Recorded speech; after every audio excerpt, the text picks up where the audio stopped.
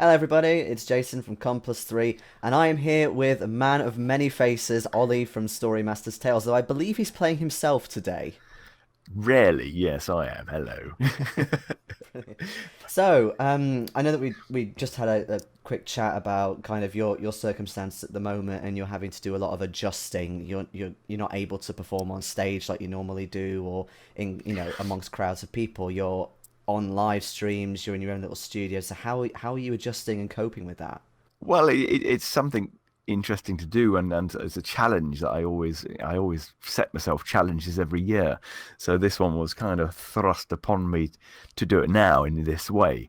But creating a TV show out of my game is something I've always been talking about. I mean, when I was at the expo last year, I was talking about it to people, and even before that, we were in Oxford doing it, and I was saying, look, this would be a great TV show for a kids channel, and we'll talk about how to do it and adapting the games. Shall I just briefly explain what I do and who I am? And Yeah, absolutely. Because you've yeah, got various projects, haven't you? yeah, okay. So I run a theatre down in East Sussex in Rye. And it's called the School of Wizards and Witches, and from it, well, actually, I'll tell you what that does first. We have members of the public coming in and basically role playing. That they've most likely never role played in their lives, and it's live role play. But I've had to design it so that they don't have any rules to remember. They get carried on the story. There's no kind of pauses. We don't have to suddenly roll any dice or things like that. So that all the game mechanics are within the actual adventure storytelling itself. So they have spells, and each spell is basically a stage direction, and it tells you what it can do. And then there's the action bit at the end, which is in Latin or Welsh, where our actors will react to it. And then I guide them as a story master. I kind of guide them throughout the adventure, and we have kids as young as 6 and coming in with grandparents. And as far as I know, there's nothing quite like it. It's LARPing, but theatre, a little bit of escape room, and obviously role playing. And then from that, I created the Storymasters Tales. So that is a hybrid. Again, it's a role playing board game, card game, adventure game, sort of game book. And there's 10 different quests in there, and we launched it on Kickstarter last year, about this time last year actually, and then took it to the Games Expo, and it did very well. We're really pleased with it, and it's a very simple premise, so you can teach it to people within a couple of minutes, and you're on with the story. And through that, I've also had people saying that they've been playing with their kids as young as 4, even, which is I don't know if it's unheard of for a role playing game, but I think it's quite rare. So we've got that, and then when this whole situation, this global pandemic hit, I started to do the game online, and then that's progressed to where I am at the moment, which is much more going back to the theatre and using the game element, so that everything has just gone very sort of circular. I'm very fortunate that pretty much all the role playing elements of the game I actually have the props and costumes and Hmm. set for. So yeah, that's been good. Hmm. Having said that, though, I because you started putting up streams pretty much as soon as the lockdown, began, sort of little streams and announcements and things. Mm. It made me think, well, actually, yeah, how are you going to do this? So I've been really impressed of how much you've come along, even in the past few weeks, with your streams. I mean, obviously we've Thank done a you. couple with you, but Yeah. you've Well, I yeah, think you it's did really you did great. the very first week, I think it was. Yeah, So we were at, quite early. Yeah. at that stage, I was still in my studio. Mm. So I I think we just played it pretty much, with the cards. I think I might have brought out the puppet occasionally, That's right, yeah. but I didn't have a green screen at that stage. I didn't have any other characters. It was just me playing over Google Hangout and then streaming out live so people could sort of chat while we're doing it. And then I took the whole thing home. So all the bits and pieces I filmed, I did on green screens. I had a virtual background, and now I'm back at the studio. I use both, but I've kind of, because I've done the show so many times, I'm using much more show elements than the role-playing elements, but the storylines are still in the game itself. So I've got a two camera studio setup now. I've got one which is, you can see if you're watching this, I've got all the scenery behind me here. It's all movable, so I can change the scenes, film intercut bits from the story, so each card will have its own sort of animation or actor coming in or dress up as a different monster. And then I can also play a wizard and interact with myself on the green screen. And most recently, when we did it again, we have taken out all the dice and the rules and bits and pieces, so people can they're just talking to me, and then I have to kind of react to what they're saying and semi-improvise. There's certain bits that I pre-recorded. I know which path where we're going. I mean, in the game itself, you can travel north, south, east, and west. But now we do what I've been doing for years at the studio, and we have a portal of power, an astral portal. So I have my chimpanzee, Master Gibbs, who will open up the portal, and it will take you to the next room. And then you can progress in a more linear fashion, and then I can plan out the adventure, but still make it exciting. And I still do change things. I mean, yesterday I had to give a troll a cuddle, which is fun. Cuddling myself on a green screen. So Brilliant. But let's talk a bit about what you're giving away, because yes, of course not everybody has costumes and scenery at their disposal when they're playing things like Weirding Woods, but it's still a fantastic multimedia hybrid, as you say, a bit of cards, bit of role playing, bit of dice and things like that. But you've literally a couple of days ago, when we record this, finished your Drecker Deep Kickstarter. Yes. Done very well once again. Yes, I mean, considering the global pandemic and people's finances are tight, and of course you had Frosthaven at the same time, so a lot of that was a massive one. So that might have affected. There's certain elements, but it was okay. It went all right. I think I'm pretty happy with it. So that's the second part. So it's a standalone, but you can link it with the first one. So that in Weirding Wood, basically you're going to a woodland, and there's various different quests that are kind of linked together, and then you have a story master who will kind of help you along and help you link the bits together. And but although you can play it on your own, but it's better with the story master. And there's certain places you can go where it will lead you into Drecker Deep Dungeon, if you know where to go. So if you go to a mine, you go, oh, actually, I can go to the mine will lead down there. I can now open up the other box and enter it if I wish to. Or you can keep it standalone. It's trying to make it as flexible. It's almost like you're giving the player the tools to make their own game a little bit. I've kind of gone more into, rather than just random play, because I do a lot of demonstrations and the ones over the internet where I don't really want to sit there and play 4 hours. And if I just want to play for an hour, I will stack the cards in a certain way. I won't completely stack them, but I'll have certain cards that I want to appear, and then I'll give them a bit of a shuffle. And people say, "Oh, that's cheating," or "It doesn't take the..." Well, if you're a storyteller, you're laying the chapters of the book. Yeah. So or if you're running a theatre, it's the acts of the play. So that's how I see it. And with each game that you play, every card also has its own soundscape and narration, which are exactly the same ones that we have down here in the theatre. So yeah, it is quite dramatic playing it. And again, it's not all about dice throwing. It's not all about sort of becoming super powerful. It's about decisions and giving sort of kids and people who wouldn't normally role play the chance to make maybe unusual decisions that they wouldn't make in day-to-day life, which I enjoy. Yeah, definitely. Did you have any specific goals, I suppose, or aims in mind for Draco Deep to make it distinctive from Waiting Woods? Well, I just wanted to be a fun sort of dungeon crawl, but well, I suppose I wouldn't say my games are educational, but I have certain themes that work well with dungeons, and I explored the sort of Greek myths with Mm, it. So we've got a little bit of that. We've also got the Arthurian legends running through it, yeah. and a little bit of vampiric lore as well. So we've got sort of vampires down there, and he's kind of weaving all those together. And in Weirding Wood, it's more sort of grim fairy tales. Um, and I do have another one coming out for next year, which will kind of complete the trilogy.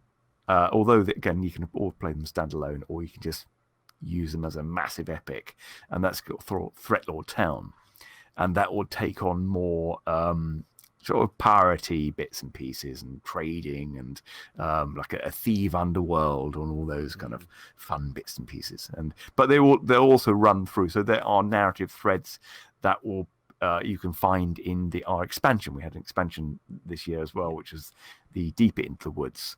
So that has linking stories that will link Drecker Deep and Threatlord Town.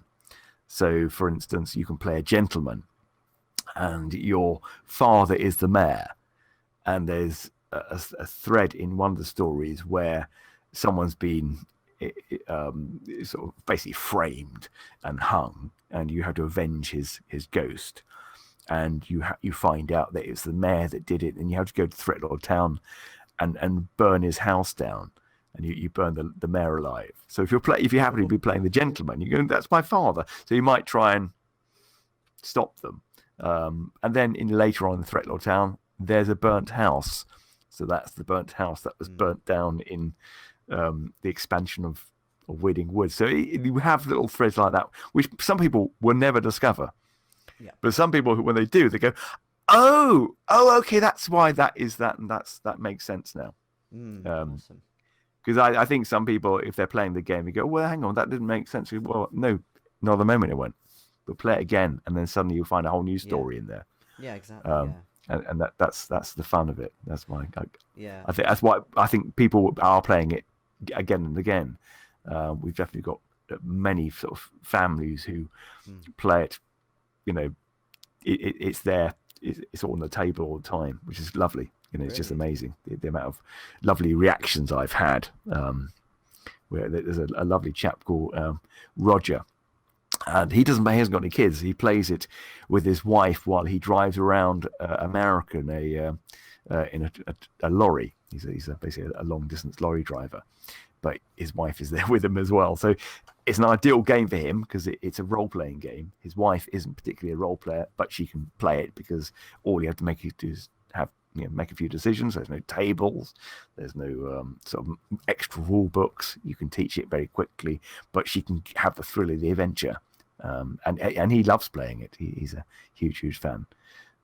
So yeah, really happy with it so far. Yeah. I can't wait to bring out more. Yeah, and, absolutely. Yeah, it sounds. And I do have plans. I've got after the trilogy and all the artwork's done for Threatlord Town, but we are waiting a year till we bring it out. Okay. But in the meantime, I'm working on a Cthulhu style adventure called Hotel Lovecraft. Indeed. Or Lovecraft, and that's going to be different. So it's not going to be like Mansions of Madness, thing like that. It's it's as close to horror storytelling as we can get to, again, without too many dice rolls, without any charts. And I want people to play it pretty much by candlelight, and have the soundscapes and just feel like immersed in it. And the premise behind that is that you wake up at the very top of an old hotel and you hear a voice coming over the creaky old crackling tannoy telling you that you will be able to escape if you can get to the lower floor, and you have to open each door before you can go down to the next level. There's a lift that will work once you can do that, but each door will actually lead you to one of H.P. Lovecraft's stories. Okay. So it's not a whole story. It's about each door is a story or has elements. So you can, again, you have 4 decisions. You can make a decision in each one, maybe 2. I haven't quite decided totally yet. We're going to do some play testing, and then once, if you survive, you may lose health, or you may go a little bit madder. So if you lose your health, that goes to 0. So you just have a simple counter going down, and then if you lose your mind, it goes up. So either if it reaches 6, you go mad. If your health goes to 0, you're dead. So it's a survival game of storytelling through the mind of H.P. Lovecraft. Sure. And obviously you've also had a couple of other projects before then that are in a similar vein, not Cthulhu, but your other game that you're giving away is Grim Reaper, which to me, it comes across as darkly comical. Yes, yeah, definitely. Yeah, it's a silly game. But tell us about how it works. Well, okay, but you basically have to collect souls, and you have soul points, which they're all comic deaths, and we've got 2 packs, and we give both packs away. You've got Grim Reaper and Grim Reaper Extreme, which are slightly sicker deaths. So I designed it along with Oliver Brooks, who's a good friend of mine who did all the artwork, and you always have 7 cards, and you lay a card down each time you pick one up.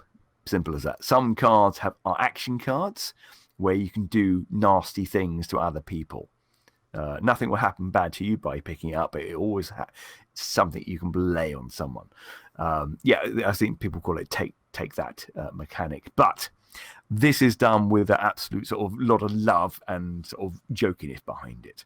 So you don't really mind if things happen like that. But the game can change. But at the end, there's a timer, so a 20-minute timer. As soon as it goes off, any action cards that you still have, you deduct from your soul points. So you want to try and play them at the right time. So it's a tactical game. But there's silly things like you can look over the shoulder of another player. You can get them. You can do random cards. There's one called Soul Train where you all take a card from each other. But you have death by tie, I think called tie dye. You've got death by diarrhea.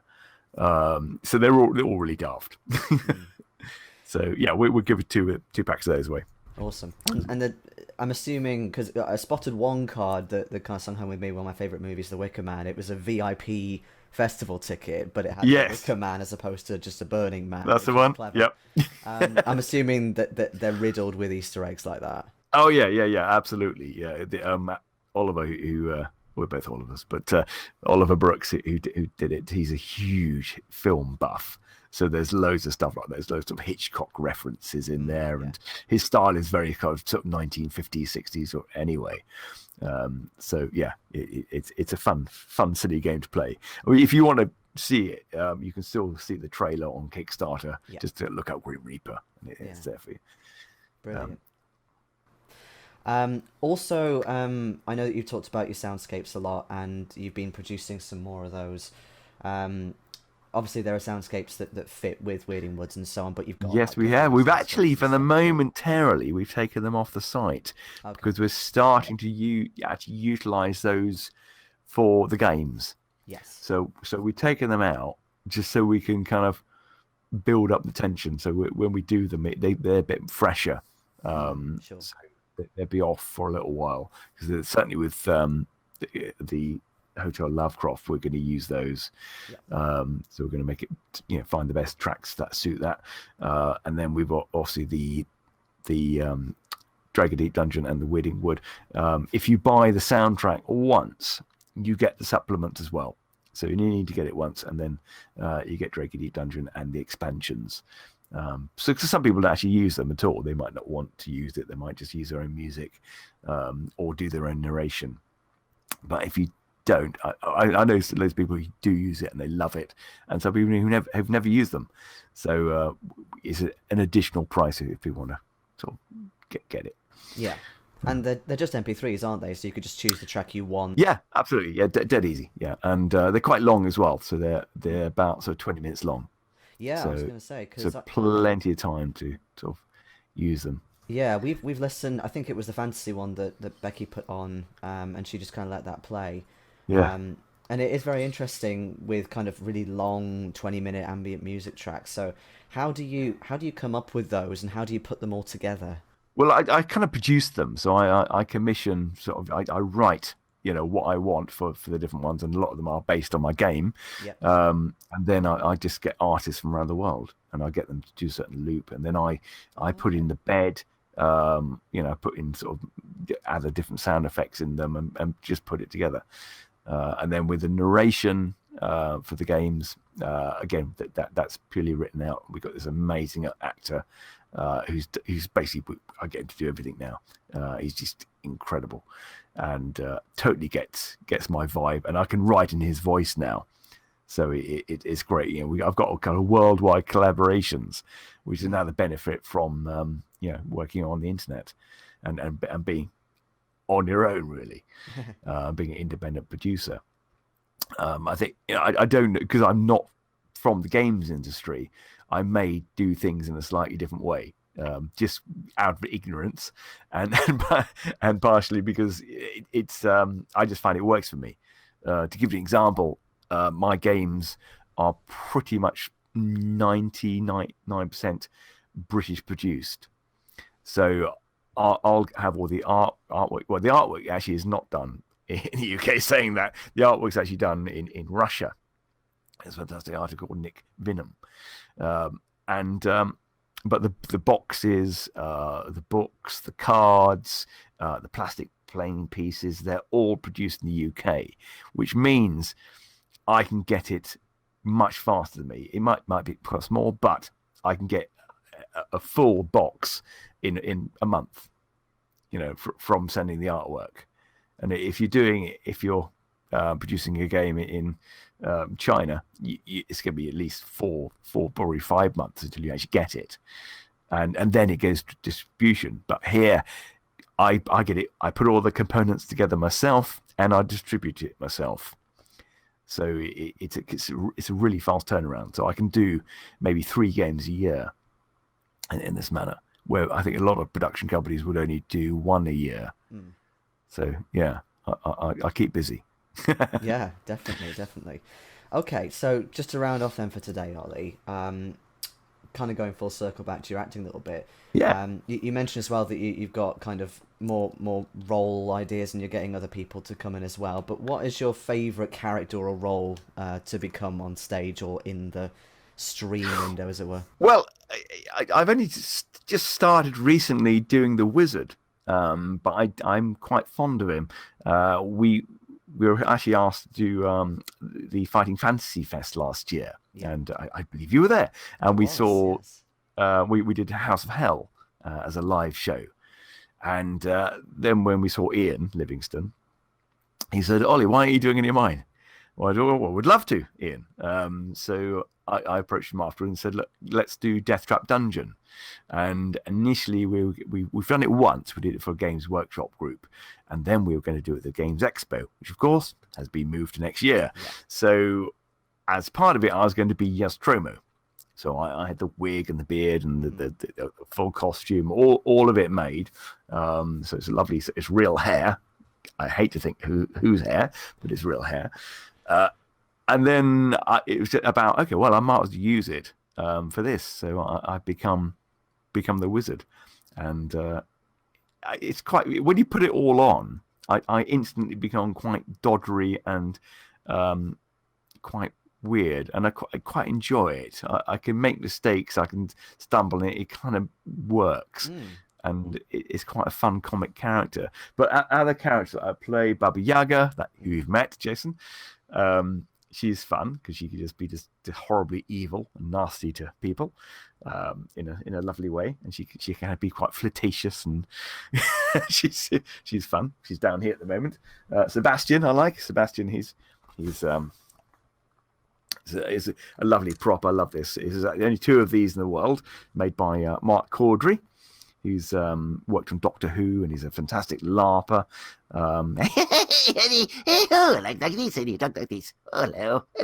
And then Baba Yaga, I won't put a mask on because I've got headphones on at the moment. Oh, John Swede as well. John Swede's a trader. Oh yeah. So he's got like sort of a Liverpudlian sort of perm, and then there's a weird moustache, and he's much more brusque, and he could be very rude to people. It's always fun. Yeah, kids like it when you're rude to the parents. We're doing, just to say what we're doing for the shows. I'm not quite sure when this is coming out, but we're doing our live shows, our interactive adventure shows, which, if you've got kids, are great fun. They're really enjoying that. And again, we're having people dressing up for the occasion. I'm getting kids pictures of them dressed as pirates and wizards and witches, and then I can see myself on their TV screen at home, and the kids are all gathered around, sort of dancing, waving swords about. It's fantastic. But we do those every Friday. We have 3 shows: 2 o'clock, 4 o'clock, and 6 o'clock. Same show that we do, but because it's live, we get different responses from what they want me to do. So I'm kind of their avatar. I'll go and sort of do things as my wizard, and I'll have some of my other actors sort of fill in the other roles. So Richard, who is a great friend of mine, I've known him for years, he's going to be filming himself at home, giving the quest as the innkeeper. And then for me, I'll be pretending that he's across the tavern from me, so I can talk to him. Oh, I understand. So it's my wizard voice. I understand you might have a quest for us. Is that right? And then he'll interject, and then I can cut in his pieces, and hopefully it'll be fairly seamless. And Alexander, who's other actor, he's going to be transforming himself into a werewolf. And he's been doing these makeup tutorials. He's actually a drag artist as well. And yesterday he's doing a Tyrannosaurus Rex. Incredible, teeth and neck and huge eyes. And I said, you've got to be our blood wolf. So he's going to film himself in front of his green screen, and then I'll intercut that in with our roles as well. So it's certainly a challenge, but it's something which, at the end of all this, we're going to have those skills. We're going to go, actually, no, we can do this. And if we can grow our audience and get them buying the game, get them donating, or which they have been, which is amazing, we might be more, who knows, they might be busier than we are normally, which would be a great position to be in. Well, hopefully, because this is coming out in less than 2 weeks. I'm sure that once people watching are recovered from staying up for 24 hours, I'm sure they'll tune in. So just to clarify, so 2, 4, and 6 o'clock Fridays, UK time. Yes, okay, to find us, we are on YouTube. If you Google the Storymasters Tales, if you find us on Facebook, we've got a Facebook page, which is the Storymasters Tales. Again, we've got it'll be on Periscope and Twitch, but the best way is probably the Facebook one or YouTube. So I can see everyone's comments when they're playing. And it's suitable. I think we had 5 roles playing yesterday, but also you have adults playing as well. But it is kind of geared much more towards a family audience, this one. So it's like the game and our proper show. Yeah.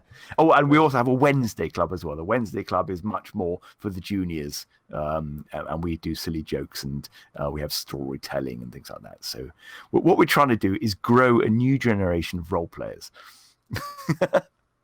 And live role players. Start them young, that's what I say. Yeah, exactly. It definitely seems to be working as well. Yeah, thank you. Brilliant. Awesome. Well, thank you so much for talking to me today, and thank you for coming back again for Con+3. Absolute pleasure. So, awesome. Thank you. Thank you. Oh, hello there. Yes, Stromo here. Oh, I'm known by many other names. But one thing I must tell you today is to support the Butterfly Project. Oh, absolutely. They're very lovely people. So you must donate as much as you can. Go to Con+ and give me, not me, not me. Give as much as you can. I hope you will do as well. Okay, carry on playing your game. Carry on. Off you go.